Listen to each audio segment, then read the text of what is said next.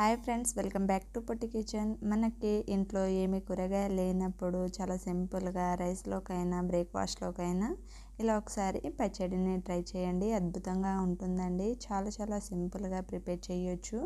దీనికి పెద్ద ప్రాసెస్ అనేది ఏమీ లేదు. ఫస్ట్ టైం చేసే వాళ్ళైనా చాలా ఈజీగా చూసి చేసుకోవచ్చు.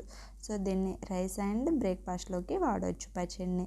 సో దీన్ని ఎలా ప్రిపేర్ చేయాలనేది చూసేద్దాం. దీనికోసం 4 ఉల్లిపాయలని తీసుకున్నాను, ఒక టమాటోస్ని తీసుకొని ఇలా ఉల్లిపాయని సన్నగా ఎంత వీలైతే అంత సన్నగా కట్ చేసి తీసుకోవాలి. కట్ చేసి తీసుకున్న ఉల్లిపాయని పక్కన పెట్టేసి స్టవ్ మీద ఒక కడాయి పెట్టుకొని 2 టేబుల్ స్పూన్ ఆయిల్ని యాడ్ చేసుకొని 1 టేబుల్ స్పూన్ ఆవాలు, 1 టేబుల్ స్పూన్ జీలకర్ర, 1/2 టీ స్పూన్ వరకు మెంతులని యాడ్ చేసుకోండి. మెంతులని కొంచెం తక్కువ యాడ్ చేసుకోండి, ఎందుకంటే పచ్చడి చేదు అనేది వస్తుంది. 4-5 వెల్లుల్లి రెబ్బలు నేనైతే పొట్టు తీయకుండానే వేసాను. మీరు కావాలంటే పొట్టు తీసి యాడ్ చేసుకోవచ్చు.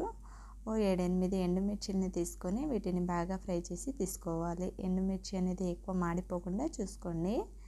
సో వీటిని ఇలా ఫ్రై చేసి తీసుకొని ఒక ప్లేట్ తీసుకొని ప్లేట్లోకి యాడ్ చేసుకోవాలి. ఇలా కంప్లీట్గా యాడ్ చేసి పక్కన పెట్టేసి అదే ప్యాన్లో ఇంకో 1 టేబుల్ స్పూన్ ఆయిల్ని యాడ్ చేసుకొని మనం కట్ చేసి పెట్టుకున్న ఆనియన్ని దీంట్లోకి యాడ్ చేసేసుకోవాలి.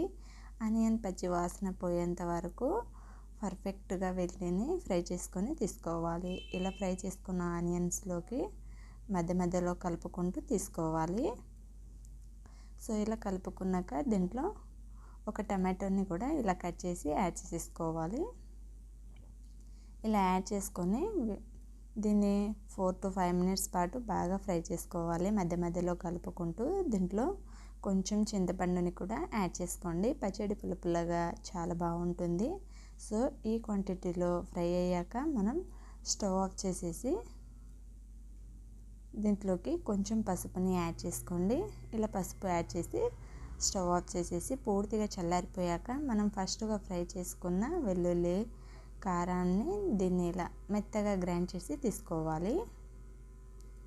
సో ఇలా మెత్తని పౌడర్లా గ్రైండ్ చేసుకోవాలి, ఎందుకంటే మనం మిర్చి ఉల్లిపాయలు ఒకేసారి వేయడం వలన మిర్చి అనేది సరిగా గ్రైండ్ అవ్వదు. సో దీంట్లో కంప్లీట్గా యాడ్ చేసేసుకొని రుచికి తగ్గ సాల్ట్ని యాడ్ చేసుకోవాలి.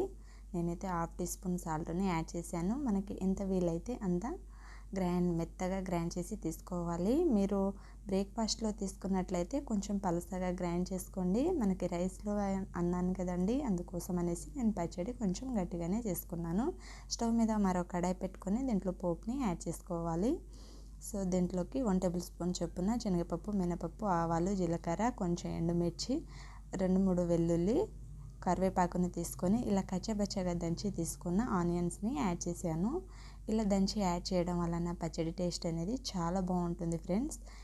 ఇలా కొంచెం ఆనియన్ పీసెస్ అనేది పెద్దగా కచ్చబచ్చగా ఇలా రుబ్బుకొని యాడ్ చేసుకుంటే బాగుంటుంది. సో దీంట్లోకి గ్రైండ్ చేసిన పచ్చడిని యాడ్ చేసేసుకోవాలి.